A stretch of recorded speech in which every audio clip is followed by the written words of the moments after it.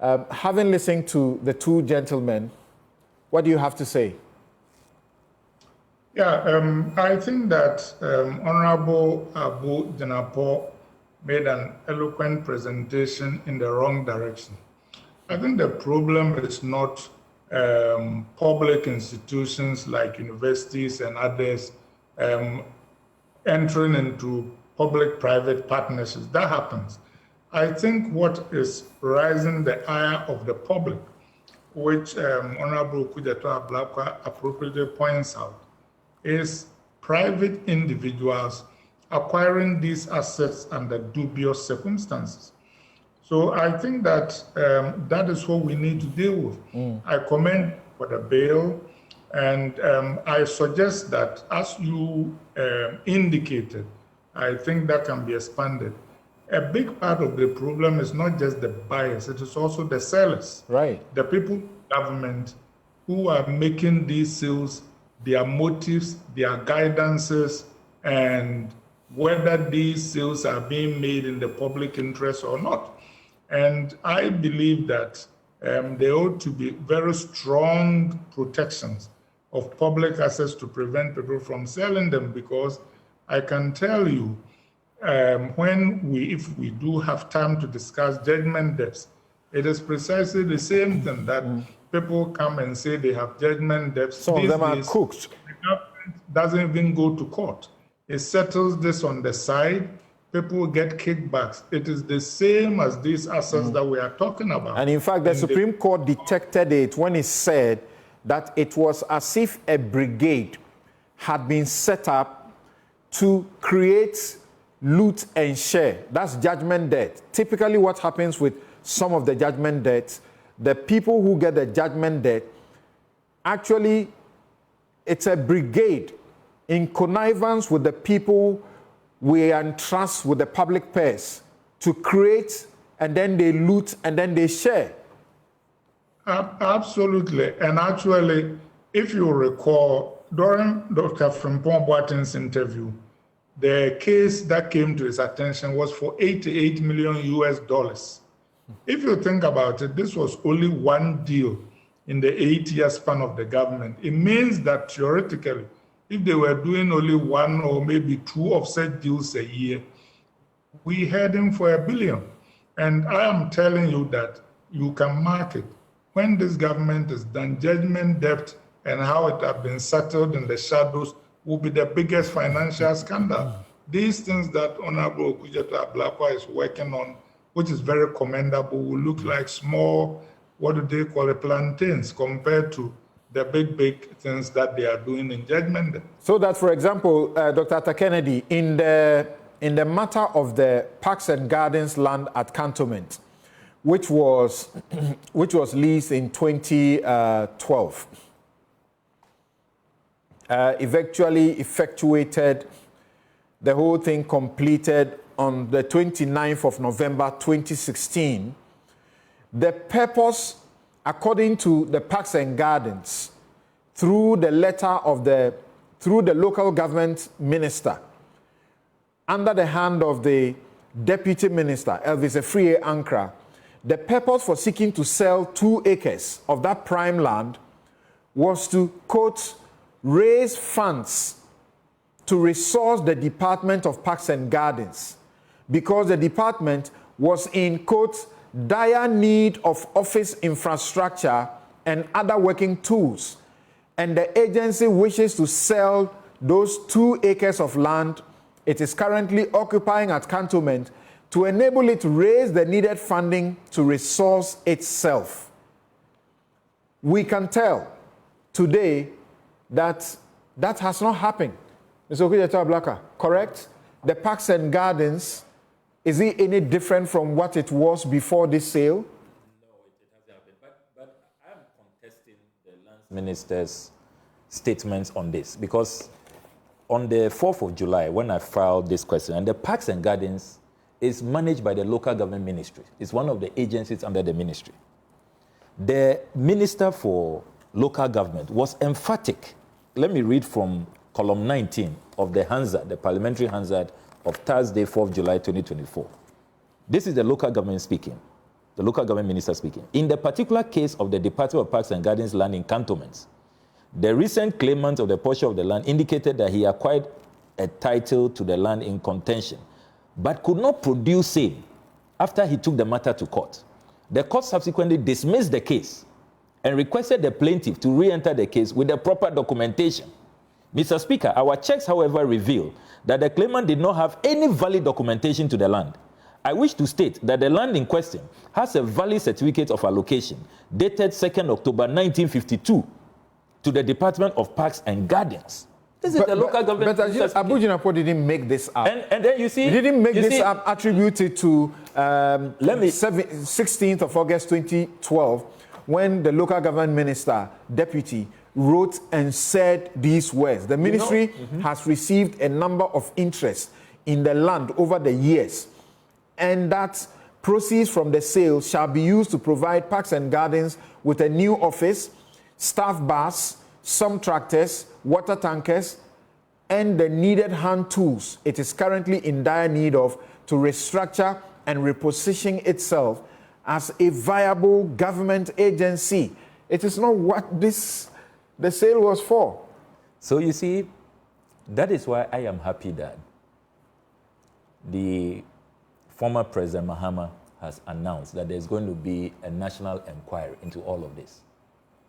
I am not going to defend anybody. As I keep saying, look, in all the parties, you have people who will do wrongdoing. If the Lands Minister Abu Jinapor is right, let us delve into it. And those who did that without authorization should be sanctioned. But I was going to read July 19, 2021. Was that Kennedy speaking? Very quickly, So just very quickly, that if what Honorable Abu Jinapor is saying is true, that this land has been sold since, finalized in 2015, started 2012, finalized in 2015. In November of 2016. 2016. How come that some 5 years down the lane, July 19th, 2021, this government decided to go establish a 5-story office complex on that same piece of land for the Ministry of Local Government, Rural Development, and Decentralization? How come? It had to take the Land Use and Spatial Planning Authority. He says, you have an answer in his statement, because he says that when they came in, they sought to cancel about that and 7 others. That one, the cancellation had to do with the judicial land. Judicial service land. The judicial service land, yes. For this one, he says, you sold it, so go and deal with your mess. However, in July 2021, they sought to convert, can you believe that? The only horticultural zone we have in the capital, convert it into a new building for the ministry, 5-story building.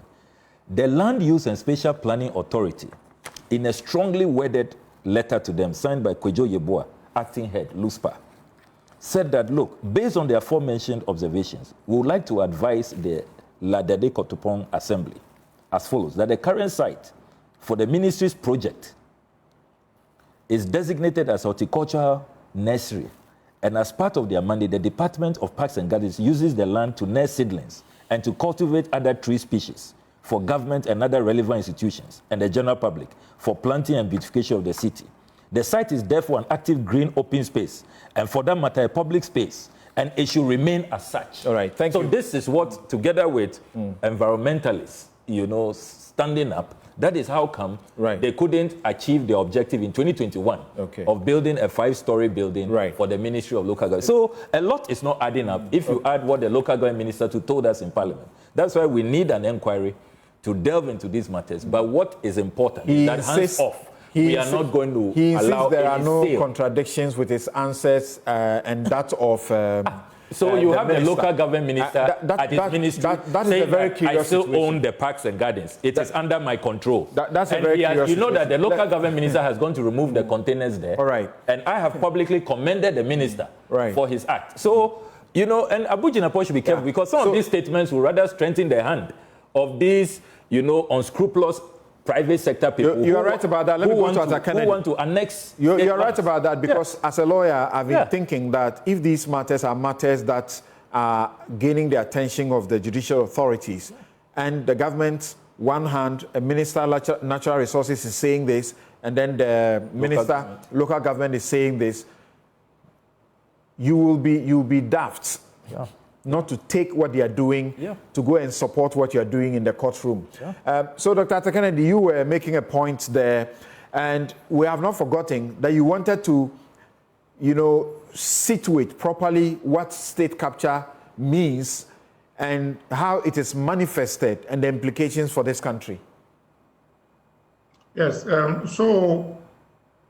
these things, as I have said earlier, the minister was eloquent, but he focused on institutions, like universities and prison services and all that. There are problems that must be regulated. The problem, though, that is really getting the public's eye is private people who are using connections to acquire these properties. And we know from our history that even revolutionary governments are not immune to cronyism. The Donkome privatization of state-owned enterprise under PNDC.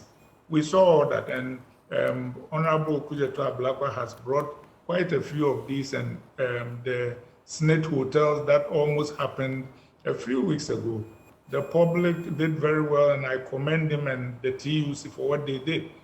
We have two significant weapons, our voices and our votes, to cure these things. I support fully President Mohammed's Commission of Inquiry, but I want to suggest that when we talk about state capture, we should not see it in the narrow sense of just selling these physical assets. That is part of it, but I suggest that we will find out that we've lost even more money through government judgment debts that went on. We've lost a lot of public money through the fraudulent award of contracts, even though we set up a public procurement authority.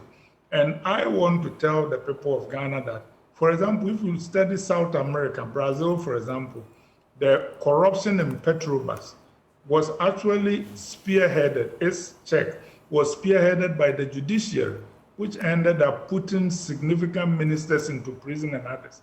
So we are the men we have been waiting for.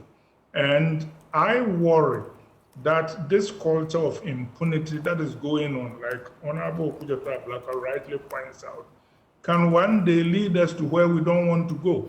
Mr. Rawlings may be dead, but his spirit is still among us. And as the anger on the streets mount, we have to be very, very careful.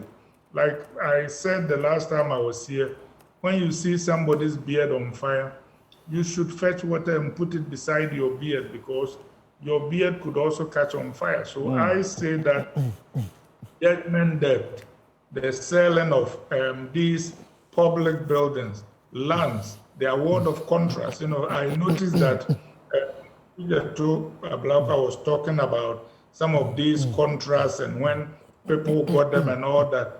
The same thing happened, for example, during COVID, when a company was awarded the COVID test contract at the airport, even before they were registered as a company in Ghana. That is part of state capture. The whole Ejapadia document is a blueprint for state capture. I am telling you that the problem we have in our country is that there are a lot of people in our public space, in government. This government is the word, but it's happened in governments before, whose sole purpose, regardless of the policy initiative, is to figure out how to milk the public space and transfer public resources into private hands for it to become private wealth. That is why we have so much incompetence. It is profitable incompetence, because the more incompetent state services are, the more they force people and they manage to get rent seeking. That is what we are witnessing on a grand scale. All right. The Ejapadia document you refer to is not authenticated. Many people reading it around, but we know that there have been attempts at denying the authenticity of it. There have been all sorts of suspicions and rumors. Even the bank collapse, bank cleanup exercise, the rumor and the claims that CBG was an attempt to another state capture so that eventually certain people will take it and own it. and command, the heights of the banking industry or financial industry, so to speak. Anyway, but Ato Kennedy, before we, in just a minute, and we are moving on to something else, what do you appreciate is in the psyche of the leaders after those who acquire these lands? Those who are selling these lands, they didn't acquire them. Those who acquired them didn't sell them. Because we have entered a new era of politics. Whatever you say about Nkrumah, he cared about this country. When he was overthrown, they did a commission of inquiry. He didn't own any house, not even a house. Peduase Lodge that was built for him, he gave it to the state. He didn't have a bank account. We have a new breed of politicians who think private wealth is the be-all and end-all of being in politics. They want to just acquire wealth. Professor Buzia once said that he thought that a party must strictly separate those who believe in public service from those who are entrepreneurs. And that's why there should be a relationship, there should be a firewall between them. We have broken that firewall. So basically, most politicians also double as business people. A lot of people know that some of the biggest people who have gotten contracts under the current government have actually been MPP functionaries, some of who hold office, just as we almost saw happen in the Smith case. Yeah. I think that is. All right.